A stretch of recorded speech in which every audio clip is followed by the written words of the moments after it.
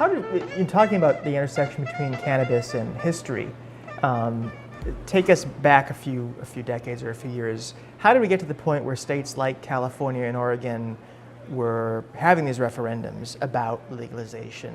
What's the sort of longer history of how we got from, reefer madness to that? What do you think led to that change?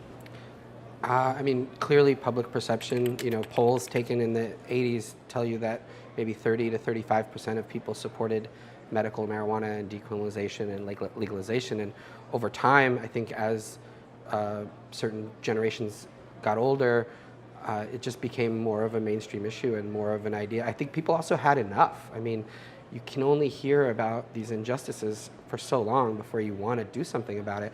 And that's really what drew me into this world is that, people getting arrested, people losing college loans and things like that. I mean, just so many injustices that after a certain point you've just had enough. But why? I mean, we went through that just say no era with Ronald Reagan and Nancy and the really big crackdowns and crack babies and all of that hysteria that went on in the 80s. Leading medical researchers are coming to the conclusion that marijuana, pot, grass, whatever you want to call it, is probably the most dangerous drug in the United States, and we haven't begun to find out all of the ill effects, but they are permanent ill effects.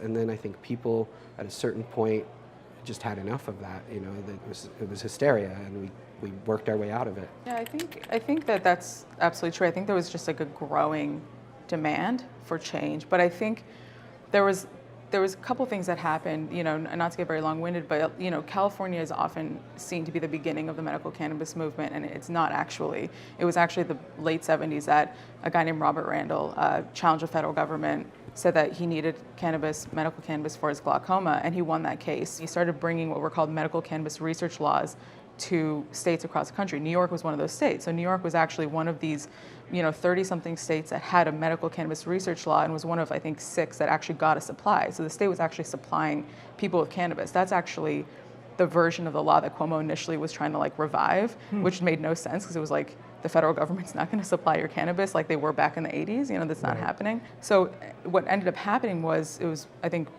George Bush, the first, who came in and said, enough with this program, we're not supplying you cannabis anymore. And it was, I think, 5 years after that California stood up and, you had this AIDS crisis and people wanted it and they knew that it would help. These people were going on national TV and consuming their cannabis. There were patients talking and that I think is what gave this a push through. That coupled with, the introduction of money. Very, very, very wealthy people went to California, met up with these grassroots advocates, Dennis Perone and these other people who've been doing this advocacy for years, and they said, here's a couple $1 million, let's make it happen, let's actually put some fuel behind this. And so that introduction of money is, I think, what took this sort of grassroots movement and push it up, and it's still what gets a lot of these campaigns going. You can't do it. You can't get an initiative on the ballot for free. You need millions of dollars. Do you think medical marijuana in other states, and most importantly here in New York, is that a logical, feasible political step to broader decriminalization? Is that how we should see this, as a sort of experiment, or do they move on parallel tracks in your experience and your thinking about it? It's a hard question to answer because a lot of the opposition to medical cannabis comes from people saying, well, medical cannabis is just a gateway to legalization. These people are duping us, and the minute we pass medical, they're just going to legalize it, and the whole medical thing is a joke, and that's not true. They're very different things, but every legalization initiative has followed a state that's had it for medical. There's a couple that are going to be on the ballot soon that have not had medical. And that would be the first that we've ever seen someone go straight to legalization if they pass. But it's usually a stepping stone in some ways. Yeah, I mean, the way we view it is, they call it a war on drugs, and we view medical marijuana as sort of getting the wounded off of the battlefield.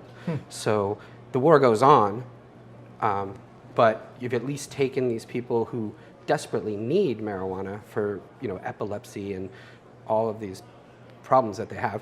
And you've taken them off the battlefield, and now the fight continues. So they like to say it's like a Trojan horse kind of thing, but the reality is it is very different.